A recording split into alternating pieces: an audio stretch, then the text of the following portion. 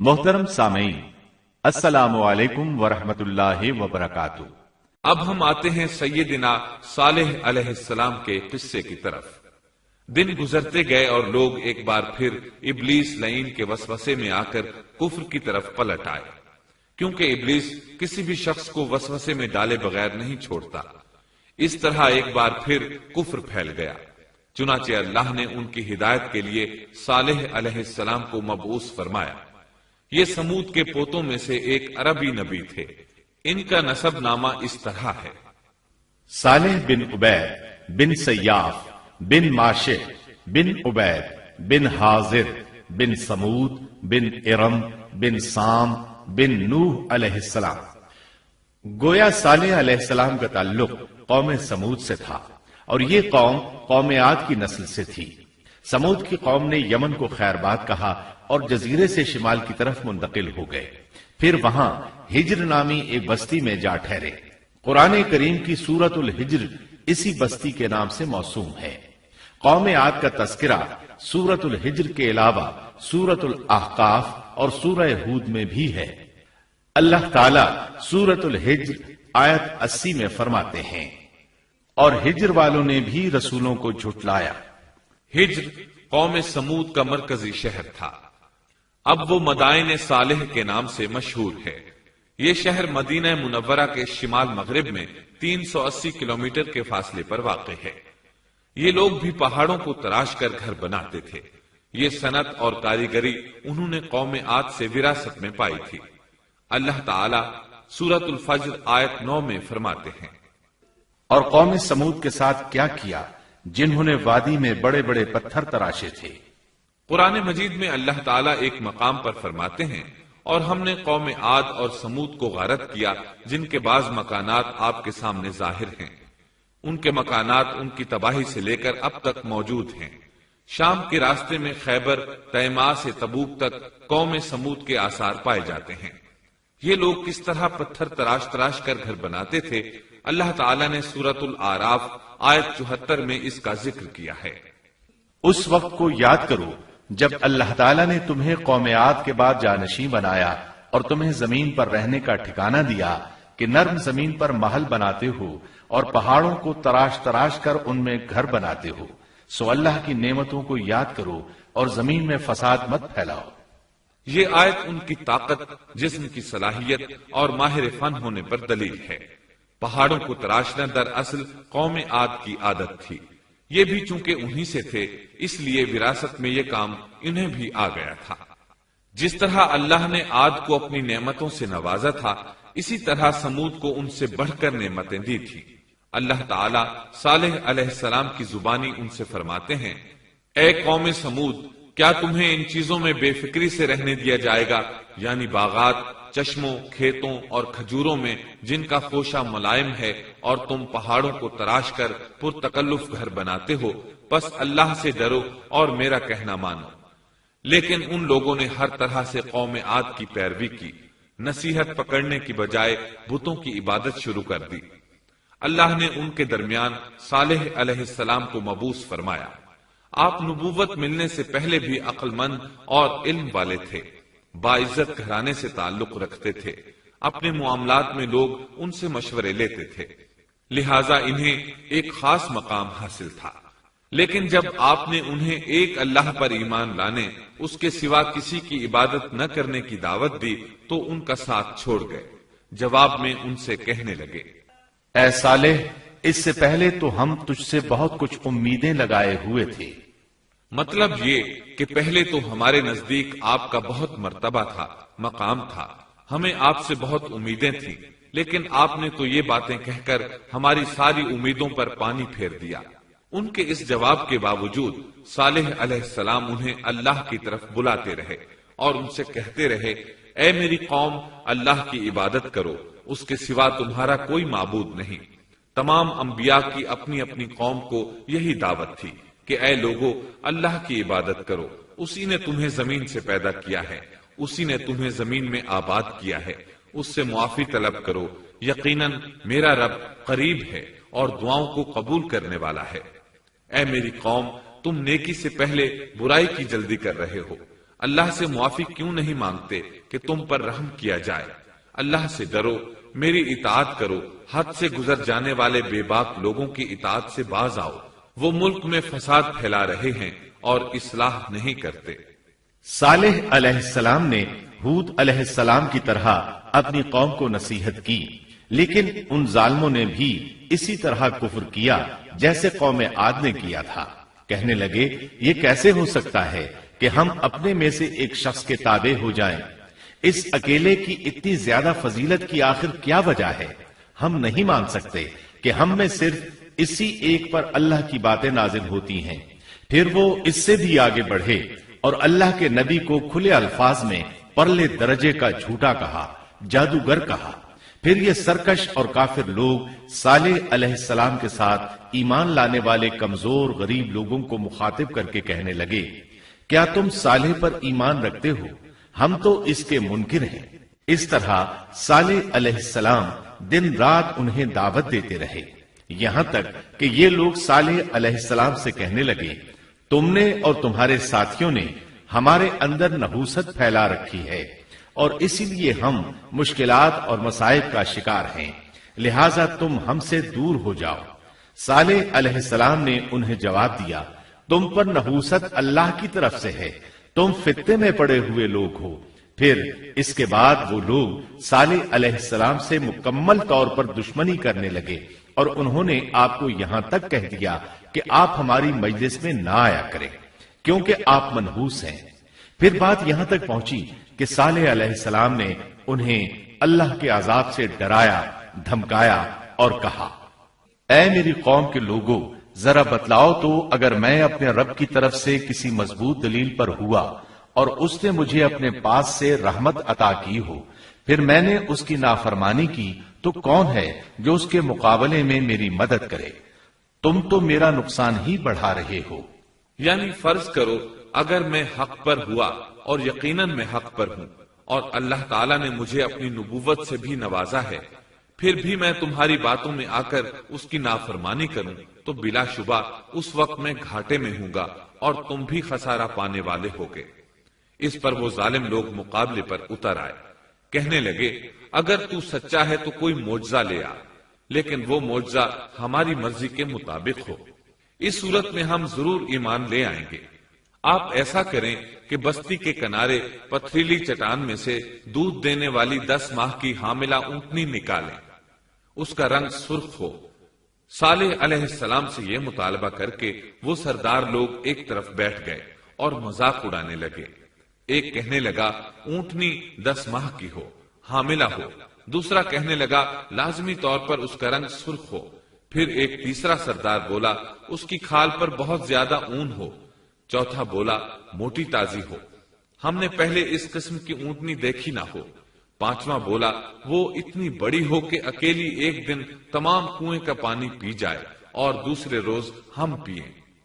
یہ لوگ اسی طرح مذاق اڑا رہے تھے کہ صالح علیہ السلام نے ان سے کہا، اگر تمہاری مطلوبہ اونٹنی تمہیں مل جائے تو کیا تم ایمان لے آؤ گے؟ سب نے مل کر کہا، ہاں ضرور لے آئیں گے۔ صالح علیہ السلام نے فرمایا، تب تم ایک دن سب لوگوں کو جمع کر لو۔ مقررہ دن وہ لوگ جمع ہو گئے۔ ان کی موجودگی میں صالح علیہ السلام نے اللہ سے دعا کی، زمین پر زلزلہ طاری ہوا، ان کی آنکھوں کے سامنے چٹان پھٹی اور اس سے بالکل ویسی ہی اونٹنی نکلی جیسا کہ ان کا مطالبہ تھا۔ انہوں نے اپنی زندگی میں ایسی اونٹنی کبھی نہیں دیکھی تھی۔ اس میں وہ تمام صفات موجود تھیں جن کا ذکر ان لوگوں نے کیا تھا۔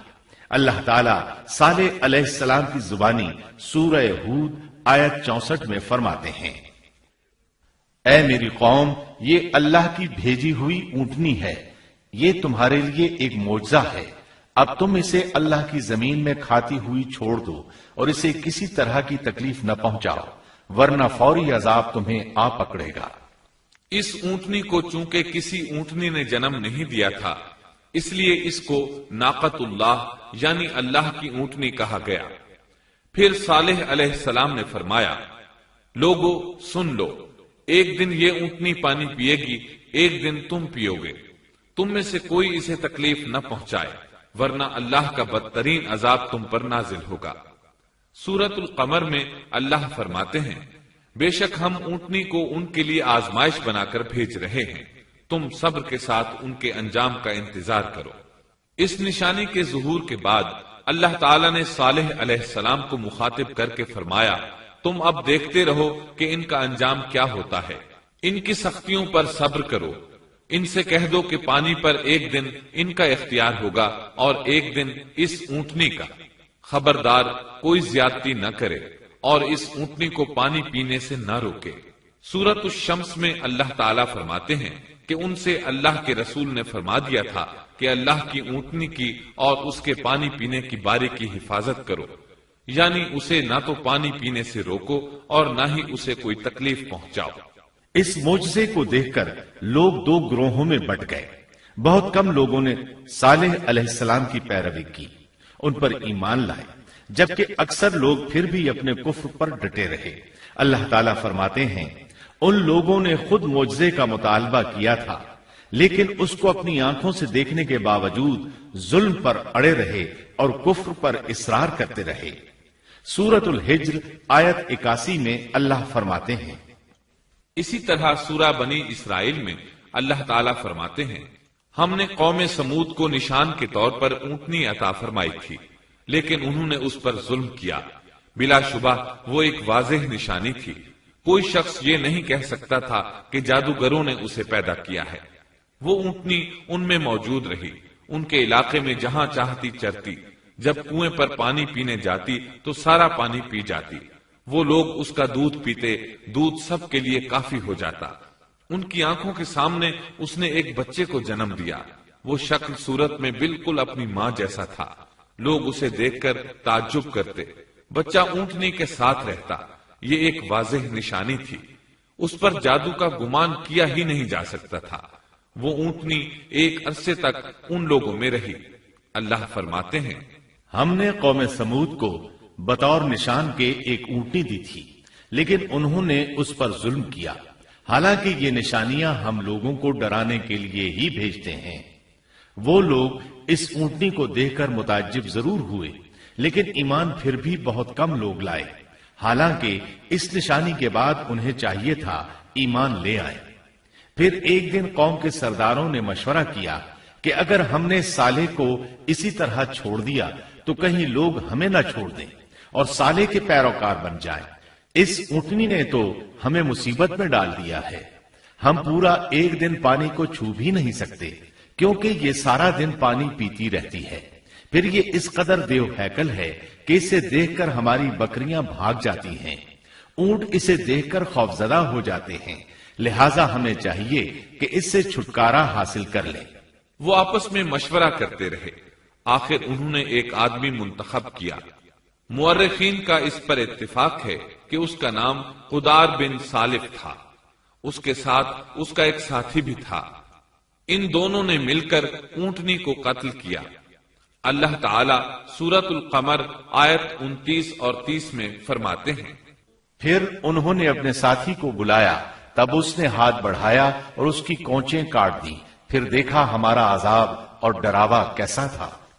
اس قدار کے بارے میں نبی کریم صلی اللہ علیہ وسلم کا ارشاد ہے کہ پہلے لوگوں میں سے سب سے زیادہ بدبخت یہی تھا۔ اللہ تعالیٰ نے قرآن مجید میں اس کا ذکر یوں فرمایا ہے، فَنَادَوْا صَاحِبَهُمْ، پھر انہوں نے اپنے ساتھی کو پکارا۔ سورۃ الشمس میں اللہ فرماتے ہیں، جب ان میں بڑا بدبخت شخص اٹھ کھڑا ہوا۔ یہ بدبخت قدار اٹھا، اپنے ساتھی کو ساتھ لیا اور اونٹنی کو قتل کرنے کے لیے تیار ہو گئے۔ آپس میں مشورہ ہوا کہ یہ نہ کہا جائے ہم نے اسے قتل کیا ہے۔ اس طرح باقی لوگوں نے بھی ان سے اتفاق کیا۔ اللہ تعالیٰ سورہ نمل آیت 48 میں فرماتے ہیں، اور اس شہر میں 9 آدمی ایسے تھے جو زمین میں فساد کرتے تھے اور اصلاح نہیں کرتے تھے۔ مطلب یہ کہ یہ لوگ فساد کی انتہا کو پہنچے ہوئے تھے، ان میں بھلائی نام کو نہیں تھی اور نہ ان کا فساد کی اصلاح کا ارادہ تھا۔ بخاری، مسلم اور مسند احمد کی ایک حدیث میں ہے، رسول اللہ صلی اللہ علیہ وسلم نے ایک بار اپنے خطبے میں اس اونٹنی اور اسے مار ڈالنے کا ذکر فرمایا۔ آیت اذم بعثا اشقاہا کی تلاوت کرتے ہوئے فرمایا کہ جیسے ابو زمعہ تھا اسی جیسا یہ شخص بھی اپنی قوم میں عزیز، دلیر اور بڑا آدمی تھا۔ تمام لوگوں نے اس بدبخت کے ساتھ عہد کیا اور اسے یقین دہانی کرائی کہ اگر تمہارے ساتھ کسی نے برائی کا ارادہ کیا تو تمام قوم تمہاری حمایت میں اٹھ کھڑی ہوگی۔ اس یقین دہانی کے بعد یہ بدبخت اونٹنی کے انتظار میں بیٹھ گئے۔ اونٹنی پہاڑ کی طرف سے آتی تھی اور پانی پی کر واپس چلی جاتی تھی، یہی اس کا معمول تھا۔ جب ان لوگوں نے چٹان سے اونٹنی کو نکلتے دیکھا تو اچانک حملہ کرنے کے لیے آگے بڑھے، لیکن اس کا جثہ دیکھ کر خوفزدہ ہو گئے، الٹے پاؤں بھاگے۔ بدبخت قدار نے اپنے ساتھیوں کی یہ حالت دیکھی تو ہنس پڑا اور آگے بڑھ کر اونٹنی کی ران میں تیر مارا۔ اس سے اونٹنی کی ران کی ہڈی ٹوٹ گئی اور وہ نیچے گر گئی۔ پھر اس ظالم نے اپنے ساتھیوں کو آواز دی اور آگے بڑھ کر اونٹنی کی کونچیں کاٹ دی۔ سورۃ الشمس میں اللہ تعالیٰ فرماتے ہیں، ان لوگوں نے اپنے پیغمبر کو جھوٹا سمجھ کر اس اونٹنی کی کونچیں کاٹ دی، بس ان کے رب نے ان کے گناہوں کے باعث ان پر ہلاکت ڈالی اور پھر ہلاکت کو عام کر دیا اور اس بستی کو برباد کر دیا۔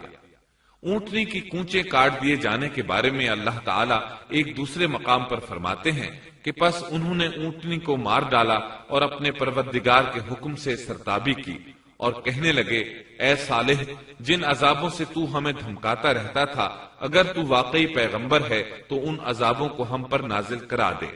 اونٹنی پر حملہ ہوتے ہی اس کا بچہ بھاگ نکلا تھا۔ وہ پہاڑ کی چوٹی پر چڑھ گیا، 3 مرتبہ بلبلایا۔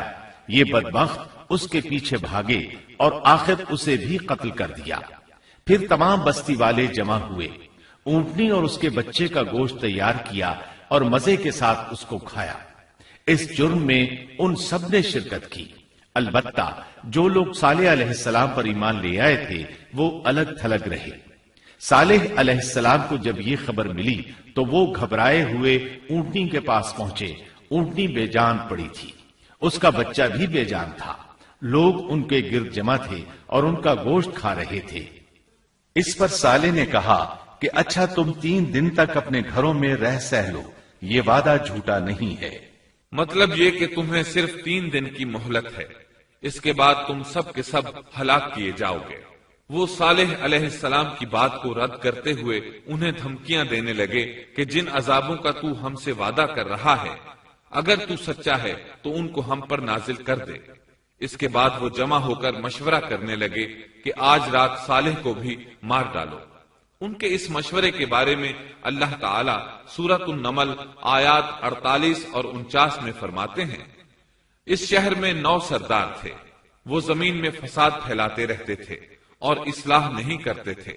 انہوں نے آپس میں بڑی بڑی قسمیں کھا کھا کر عہد کیا کہ رات ہی کو صالح اور اس کے گھر والوں پر چھاپا ماریں گے اور اس کے وارثوں سے صاف کہہ دیں گے کہ ہم اس کے اہل کی ہلاکت کے وقت موجود نہیں تھے اور ہم بالکل سچے ہیں۔ اب یہ لوگ صالح علیہ السلام کے گھر کی طرف چلے۔ اللہ تعالیٰ سورۃ النمل آیات 50 اور 51 میں فرماتے ہیں، اور انہوں نے ایک داؤ کھیلا، سو ہم نے بھی ایک ایسا داؤ کھیلا کہ انہیں خبر بھی نہ ہوئی۔ پھر دیکھو کہ ان کے داؤ کا کیا انجام ہوا، ہم نے انہیں اور ان کی ساری قوم کو ہلاک کر دیا۔ صالح علیہ السلام کا گھر پہاڑ کی بلندی پر تھا۔ یہ فسادی لوگ ابھی اوپر چڑھ رہے تھے کہ زمین حرکت کرنے لگی۔ ایک چٹان اوپر سے لڑھکتی ہوئی آئی اور ان تمام کو پیس کر رکھ دیا۔ ان 9 فسادی لوگوں کی ہلاکت کے ساتھ ہی اللہ کے عذاب کی ابتدا ہو چکی تھی۔ چنانچہ صالح علیہ السلام نے اپنے ساتھیوں کے ساتھ اس بستی کو چھوڑ دیا، یعنی وہ ہجر کے علاقے سے نکل گئے۔ صبح ہوئی تو لوگوں نے ایک عجیب منظر دیکھا۔ قوم سمود کے تمام لوگوں کے چہرے زرد پڑ چکے تھے، وہ سب رونے لگے کیونکہ عذاب کے آثار شروع ہو چکے تھے۔ دوسرے دن تمام لوگوں کے چہرے آگ کی طرح سرخ ہو گئے اور تیسرے دن تمام کے چہرے سیاہ ہو چکے تھے۔ اپنی یہ حالت دیکھ کر سب لوگ رونے اور چیخ پکار کرنے لگے، اپنی قبریں کھودنے لگے۔ اب انہیں یقین ہو چکا تھا کہ عذاب کا وعدہ برحق تھا۔ اللہ تعالیٰ نے انہیں پہلی قوموں کی طرح ایک قسم کا عذاب نہیں دیا تھا۔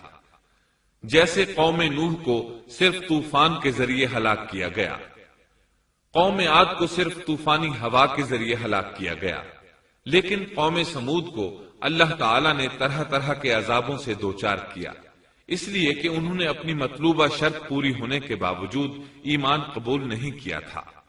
عذاب کی ابتدا زلزلے سے ہوئی، زمین حرکت کرنے لگی، اس کی وجہ سے وہ لوگ اپنے گھروں میں اوندھے کے اوندھے پڑے رہ گئے، ان میں اٹھنے کی طاقت تک نہ رہی۔ پھر آسمان میں سخت کڑاکا ہوا، اس کی ہولناک دہشت انگیز چنگھاڑ نے ان کے بھیجے پھاڑ کر رکھ دیے، ایک ہی لمحے میں ایک ساتھ وہ سب ڈھیر ہو گئے۔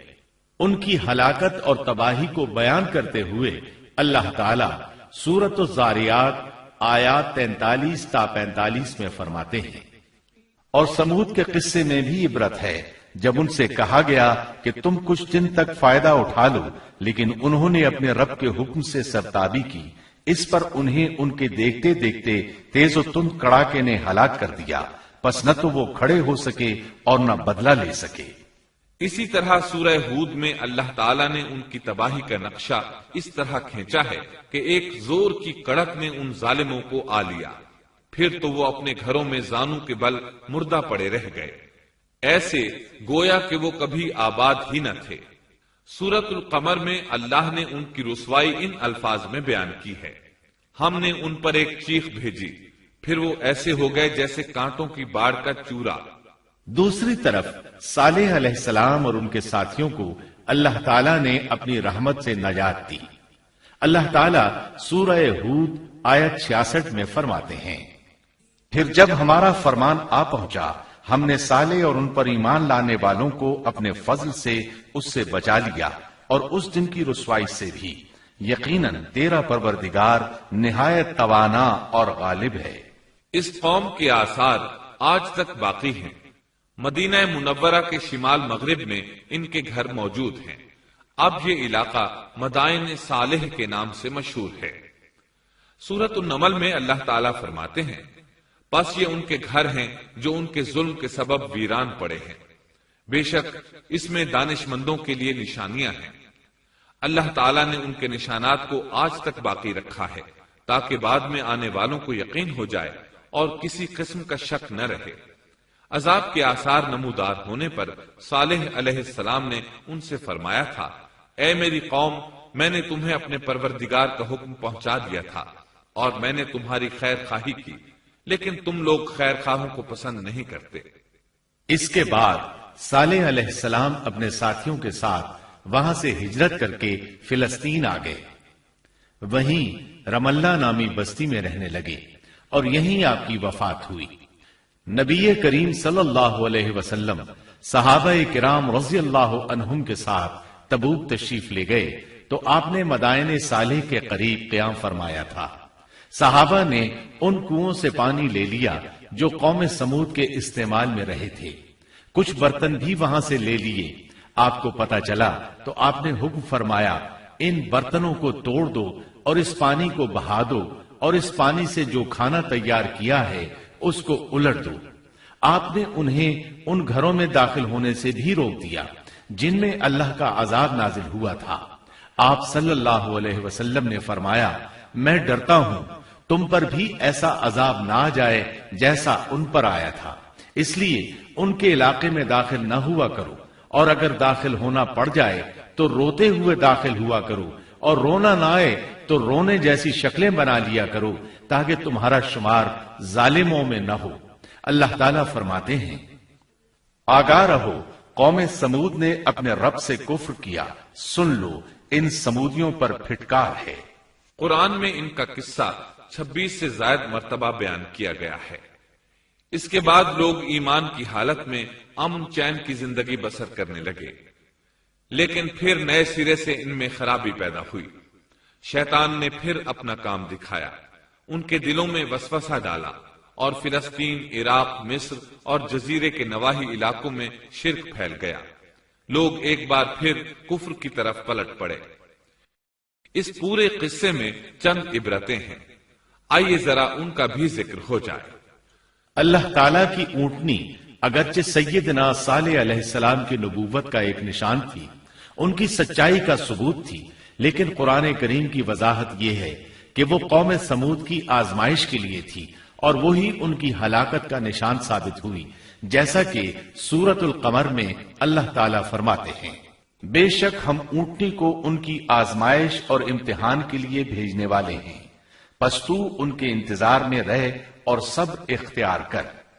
سنت اللہ یہ رہی ہے کہ اگر وہ اپنے پیغمبر کو کسی قوم کی ہدایت کے لیے بھیجے اور قوم اس کی ہدایت پر کان نہ دھرے تو ضروری نہیں کہ وہ قوم ہلاک کر دی جائے، لیکن جو قوم اپنے نبی سے اس وعدے پر نشان طلب کرے کہ اگر ان کا مطلوبہ نشان ظاہر ہو گیا تو وہ ایمان لے آئیں گے، اور پھر نشان آ جانے کے بعد وہ ایمان نہ لائے تو اس قوم کی ہلاکت یقینی ہے۔ اللہ تعالیٰ پھر اس قوم کو معاف نہیں کرتے جب تک کہ وہ تائب نہ ہو جائے اور اللہ کے دین کو قبول نہ کرے، یا عذاب الہی سے صفحہ ہستی سے مٹ کر دوسروں کے لیے عبرت کا نشان بن جائے۔ لیکن اس سنت سے نبی کریم صلی اللہ علیہ وسلم کی امت مستثنا ہے، اس لیے کہ آپ صلی اللہ علیہ وسلم نے وضاحت فرمائی ہے، میں نے اللہ تعالیٰ سے دعا مانگی ہے کہ اللہ تعالیٰ میری امت میں عذاب عام مسلط نہ فرمائے، اور اللہ نے میری دعا قبول فرما لی۔ قرآن میں اللہ تعالیٰ نے نبی کریم صلی اللہ علیہ وسلم کی اس بات کی یوں تصدیق کی ہے، اے رسول، اس حال میں کہ تو ان میں موجود ہے، اللہ تعالیٰ ان کافروں پر عذاب مسلط نہیں کرے گا۔ اور یہ ایک خطرناک غلطی ہے، نفس کا دھوکہ ہے کہ انسان عیش و عشرت اور دنیاوی جاہ و جلال کو دیکھ کر یہ خیال کر بیٹھے، یہ گمان کر لے کہ جس قوم یا فرد کے پاس یہ سب کچھ موجود ہے وہ ضرور اللہ تعالیٰ کے سائے میں ہے، اور یہ کہ ان کی یہ خوش عیشی اس بات کی علامت ہے کہ اللہ تعالیٰ کی خوش نودی ان کے ساتھ ہے۔ یہ نفس کا دھوکہ ہے، غلط فہمی ہے، بلکہ کج فہمی ہے۔ قرآن کریم کے اس واقعے میں جگہ جگہ اس بات کی وضاحت ہے کہ بعض اوقات زیادہ سے زیادہ خوش عیشی زیادہ سے زیادہ عذاب کا پیش خیمہ ثابت ہوتی ہے، اگرچہ قوموں کے لیے اس کی مدت چند ماہ یا چند سال نہیں بلکہ گھبرا دینے والی مدت ہی کیوں نہ ہو، مگر ہر قسم کی دنیاوی کامیابیوں اور خوش عیشیوں کے ساتھ جب ظلم، سرکشی اور غرور کسی قوم کا مستقل شعار بن جائے تو سمجھ لو اس کی تباہی اور ہلاکت کا وقت قریب آ پہنچا۔ اللہ تعالیٰ فرماتے ہیں، تیرے رب کی پکڑ بہت سخت ہے، لیکن اس کے ساتھ ہی یہ بات بھی ہے کہ کسی قوم میں تمام تر خرابیوں کے باوجود اگر قوم سے اکثر افراد اللہ کے شکر گزار ہوں، اس کے بندوں کے ساتھ انصاف کرنے والے اور آپس میں نیک نیت اور خیر خواہی کرنے والے ہوں، تو بلا شبہ وہ اللہ کے ہاں مقبول بندے ہیں، اور انہی کو دنیا اور آخرت کی کامیابیوں کی بشارت ہے، اور انہی کے لیے یہ دنیاوی عیش اللہ کی بے انتہا نعمتوں کی علامت ہے۔ انہی الفاظ پر سیدنا صالح علیہ السلام کا قصہ اختتام کو پہنچا۔